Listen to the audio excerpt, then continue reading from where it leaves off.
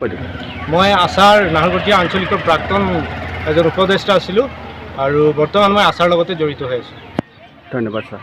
Sir, আপোনালোকৰ যিটো কাৰ্যসূচী ডিব্ৰুগড় জিলা সমিতি হয়, কি হয় কি আমাৰ অলপ দৰ্শকক বুজাই দিয়কচোন। প্ৰথমতে আপোনালোকক ধন্যবাদ জনাব বিচাৰোঁ।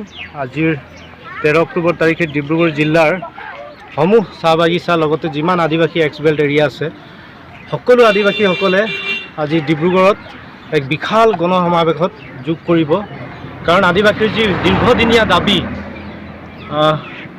আদিবাসীসকলৰ মৌলিক অধিকাৰ, ST লগতে আদিবাসীসকলৰ মজুৰি বৃদ্ধি লগতে ম্যাদী পাট্টা, ইয়াৰ কাৰণে আজি পুনৰাই ডিব্ৰুগড় জিলাত আমি একগোট হ'ম আৰু চৰকাৰক আমি এই বিষয়ে দাবী জনাম। ছাৰ, আপোনালোকৰ যিটো ST ডিমাণ্ড, এইটো ST ডিমাণ্ড মোক এতিয়ালৈকে আপোনালোকৰ কেলৈ দিয়া নাই চৰকাৰে আপোনাৰ? এইটো ৰাজনৈতিক ষড়যন্ত্ৰ বুলিও ক'ব পাৰি।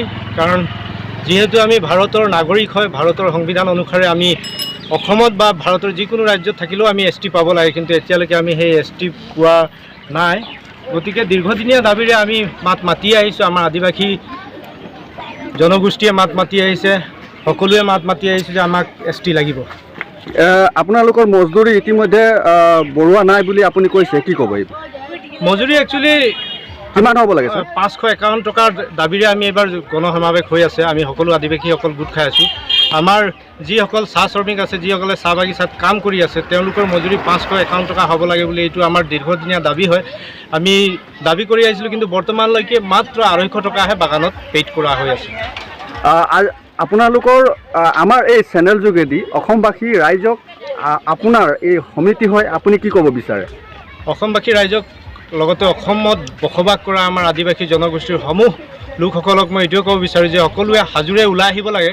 কাৰণ আমি যিবিলাক দাবীৰে আমি চৰকাৰৰ ওচৰ চাপিছোঁ, সেই সকলোবোৰ দাবী যাতে সকলো আদিবাসী জনগোষ্ঠীৰ ৰাইজে ওলাই আহি মাত মাতিব লাগে, তেতিয়াহে চৰকাৰে আমাৰ এই দাবী মানিব।